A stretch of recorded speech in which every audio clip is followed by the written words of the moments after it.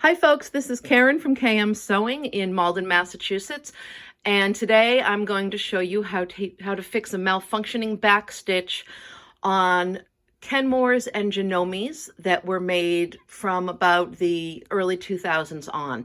Most of them have this type of back stitch function that I'm going to show you today. This particular machine is a Kenmore. Here's the faceplate of the machine. This one does have a metal body. Most of these machines will have a metal frame, and some of them will have a plastic cover over it. So if you have a Kenmore or a Janome that looks similar to this, or any of the Janome HD series machines that tend to have more metal on them, this should work for you. So what can happen on all parts of a sewing machine is the lubricant on the machines can get gummy if that part of the machine doesn't get used often. Some of you may have encountered a situation where you primarily use your machine for a straight stitch or a zigzag, and then you use a decorative stitch or a blind hem stitch once in a blue moon, and then the machine gets stuck there. That's because the shaft that the cam follower travels on can get gummy if that shaft doesn't get to move around enough. That's another issue. A way to prevent that is to turn your machine through every single stitch setting when you sit down. You don't have to sew in every stitch setting, just turn it. I'm digressing a little bit, but on this machine, this would control the stitch setting, and that just moves everything around. So if you do that, in this case, that's the indicator for the stitches that would move back and forth inside that cover. If you turn your stitch selector through the full range of stitches every time you sit down, and then leave it on whatever stitch you're going to stitch on, that will keep that whole mechanism nicely lubricated. So I digressed a little bit there, but let's get back to this. So same situation can happen here. This black guy here is your feed cam, and the whole thing turns. I'm turning the hand wheel now, which will turn this lower drive shaft, and my hairdryer is about to fall down. All right. And when the feed cam is in the position that you see here, the machine is stitching forward. When you press the reverse button up here, it moves this arm, and then if the machine's functioning properly, it will move this cam back and forth. So when you see the cam in this position, the machine is stitching backwards.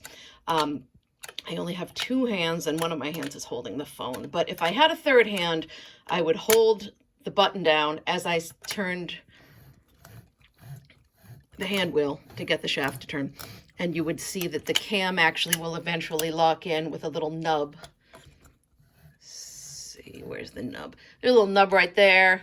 The cam will lock in with that nub as you turn the shaft, and that's what makes the machine stitch in reverse. So if you have a machine like this and it's not stitching in reverse, take the bottom off. You don't have to take the whole bottom off. You don't have to remove this section. You just have to remove the little plastic cover that goes over this area.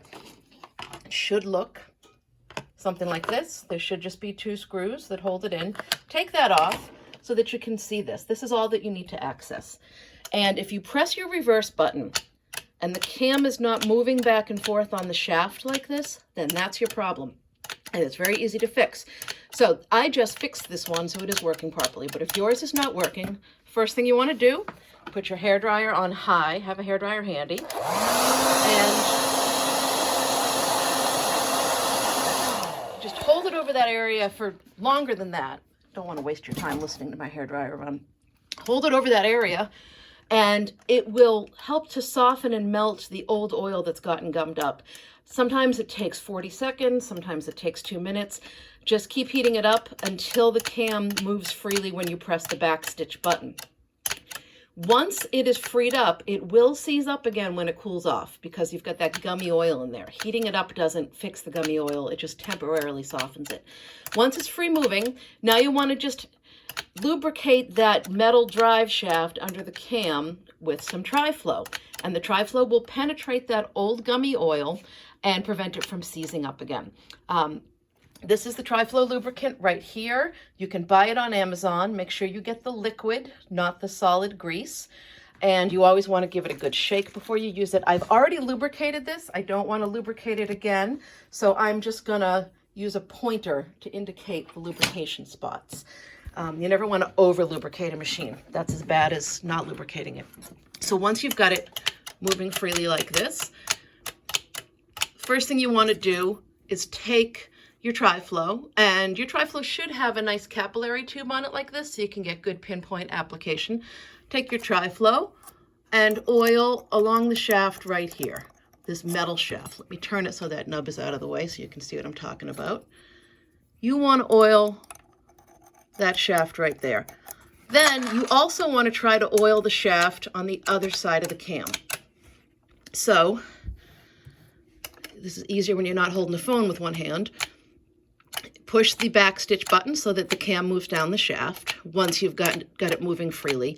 And if you can see that little bit of the metal shaft that's getting exposed right there under the cam, put your tri-flow in there as well. Again, I'm sorry I can't point. I need one hand to hold the phone, one hand to activate the back stitch button. But that's all you do is oil it there with tri-flow. Once you get it moving freely, oil it right there. So again, that spot that I'm talking about is that little bit of metal right there that gets exposed. And then you want to turn the hand wheel while pressing the back stitch button. Again, I'm not able to do this while holding the phone. But turn the hand wheel, or you can even plug in the machine and run it like this on its back, and keep activating the back stitch to get that cam moving back and forth over the lower drive shaft to get that tri-flow nice and distributed underneath.